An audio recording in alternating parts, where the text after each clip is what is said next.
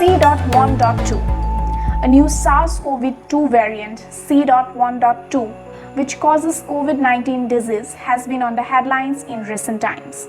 So what is C.1.2 variant and how deadly is the new variant? We'll break it down for you in this episode of In Depth. Hi, I'm Trishala and you're watching the prior In Depth.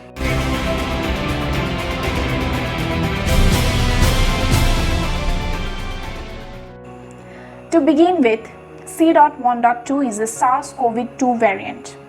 The C.1.2 lineage was first detected in the Mpumalanga and Gauteng provinces of South Africa in May 2021. According to a study published by medRxiv on August 24th, the variant C.1.2 has been detected across the majority of the provinces in South Africa and in 7 other countries spanning Africa, Europe, Asia and Oceania. Scientists from the National Institute for Communicable Diseases, or NICD, and their counterparts from the KwaZulu-Natal Innovation and Sequencing Platform, or CRIPS, have classified the C.1.2 variant, a potential variant of interest. The paper also indicates the fact that the variant is highly transmissible and can evade the protection of the COVID-19 vaccine. However, the paper is not peer-reviewed as of now, yet it raises global concern amidst the dominance of the Delta variant. The strain can have 41.8 mutations per year, which are 1.7 to 1.8 times more than the current global rate. To explain simply, this variant mutates nearly twice as fast as the current global mutation rate of the other variants, including the dominant Delta variant.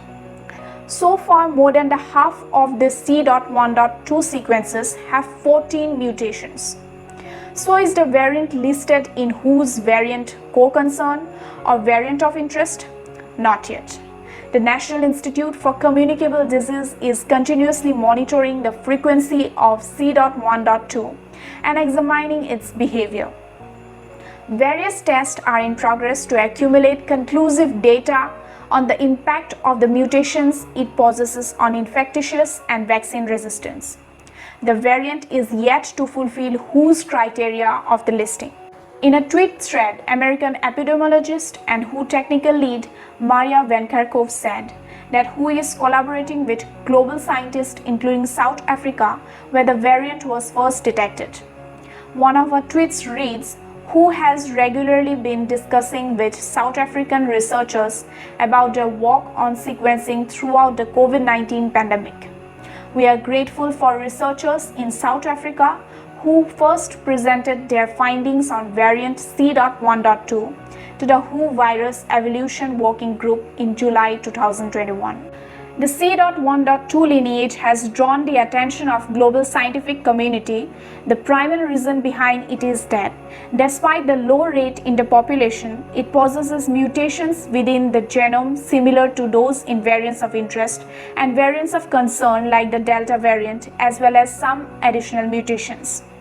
A virologist and lecturer in immunology and infectious disease with the University of Sydney's Central Clinical School, Dr. Megan Steen, said that the global alert is because of the particular mutations that C.1.2 variant contains. She quotes, "It contains quite a few key mutations that we see in other variants that have gone on to become variants of interest or concern." Steen said, "Anytime we see those particular mutations come up, we would like to keep an eye on the variant to see what it's going to do. These mutations may affect things like whether it evades the immune response or transmits faster." On the survival of the variant, Steen explains that C.1.2 would have to be pretty good, pretty fit and pretty fast to outcompete Delta, and at this point the variant may die out because the prevalence is really low. She refers to the Beta variant and other variant of concerns, saying that despite higher transmission rate, they eventually failed to have a strong hold, which could be the case with C.1.2. The most important concern regarding the spread of C.1.2 is that the variant could evade the antibodies provided by the COVID vaccines. Based on our understanding of the mutations in this variant, We suspect that it might be able to partially evade the immune response. But despite this, that vaccines will still offer high levels of protection against hospitalization and death. Researchers need more data and testing to support that concern. However, it is always advised to get vaccinated because vaccines are really preventing severe infection and hospitalizations and deaths from different variants.